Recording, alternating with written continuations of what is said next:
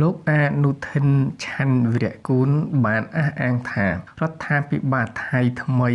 នឹងបន្តផ្ដោតលើការសាងសង់របងនៅតាមព្រំដែនកម្ពុជានិងថៃហើយបន្តពង្រឹងសមត្ថភាពយោធាដើម្បីយកឈ្នះសត្រូវការអះអាងរបស់នាយករដ្ឋមន្ត្រីថៃ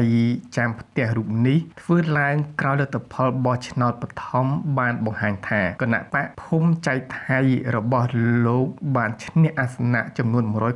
193ដែលជាចំនួនអាសនៈដ៏ច្រើនលើសការរំពឹងទុកនេះបើយោងតាមទីភ្នាក់ងារសារព័ត៌មាន Reuters ខ្ញុំនៅតែចាំបាច់សង់ជញ្ជាំងខ្ញុំត្រូវពង្រឹងសមត្ថភាពរបស់កងទ័ពខ្ញុំជឿថាកងទ័ពថៃអាចយកឈ្នះនរណាក៏បានហើយខ្ញុំនឹងនៅតែរក្សាការបិទច្រកព្រំដែនឲ្យនៅដដែលមិនបើកឡើងវិញទេនេះជាចម្លើយរបស់លោកអនុทิน ឆ័ន្ទវីរៈគូលតបនឹងសំណួររបស់អ្នកកាសែតនិងត្រូវបានចុះផ្សាយដោយទីភ្នាក់ងារសារព័ត៌មាន Reuters ក្នុងថ្ងៃច័ន្ទទី9 ខែកុម្ភៈឆ្នាំ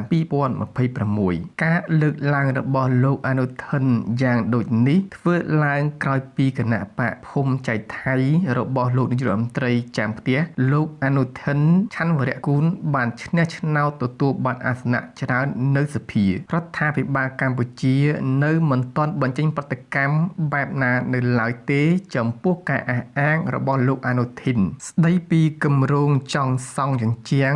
ឬរបងនៅតាមបណ្ដោយព្រំដែនខ្មែរនិងថៃក៏ដូចជាលទ្ធផលបោះឆ្នោតនៅថៃពេលនេះតែអ្នកជំនាញវិទ្យាសាស្ត្រនយោបាយលោកបណ្ឌិតកិនភៀយល់ឃើញថាថៃអាចសង់របងបាននៅតាមព្រំដែនតែត្រូវមានការឯកភាពពីភាគីកម្ពុជាលើកខ្សែបន្ទាត់ព្រំដែនជាផ្លូវការមួយពោលគឺថៃមិនអាចយកខ្សែបន្ទាត់ព្រំដែនដែលកំណត់ដោយការដាក់កុងតឺន័រឬរាយបន្លាលួសព័ទ្ធយកដីកម្ពុជានោះទេតាក់ទងទៅនឹងការបើកឬបិទព្រំដែនត្រូវបានលោកបណ្ឌិតកិនភៀបញ្ជាក់ថាគឺអាស្រ័យទៅលើភាគីថៃខ្លួនឯងព្រោះថៃបានសម្រេចបិទជាឯកតោភាគីទោះយ៉ាងណាបើតាមលោកបណ្ឌិតកិនភៀដើម្បីអាចឲ្យប្រទេសទាំងពីរមានទំនាក់ទំនងជាអ្នកជិតខាងល្អប្រទេសទាំងពីរគួរផ្ដោតលើការកសាងទំនុកចិត្តគ្នាឡើងវិញនិងត្រឡប់មកចរចាដោះស្រាយបញ្ហាព្រំដែនរវាងប្រទេសទាំងពីរ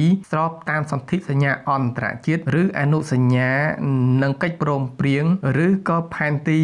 ដែលមានស្រាប់ជាជាងការយកបញ្ហាព្រំដែននេះដើម្បីកេងចំណេញនយោបាយដែលធ្វើឲ្យខាតប្រយោជន៍របស់ពលរដ្ឋនៅតាមព្រំដែនប្រទេសទាំងពីរគួររំលឹកថានៅមុនការបោះឆ្នោតនិងក្នុងនាមជានាយករដ្ឋមន្ត្រីចាំផ្ទះលោកអនុทิน ឆ័ន្ទវីរៈគូលត្រូវគេមើលឃើញថាតែងតែរិះរកមធ្យោបាយបង្កអរិយភាពជាមួយកម្ពុជាដើម្បីទទួលបានការគាំទ្រពីប្រជាជនថៃទូទៅពិសេសក្រុមអ្នកជាតិនិយមថៃ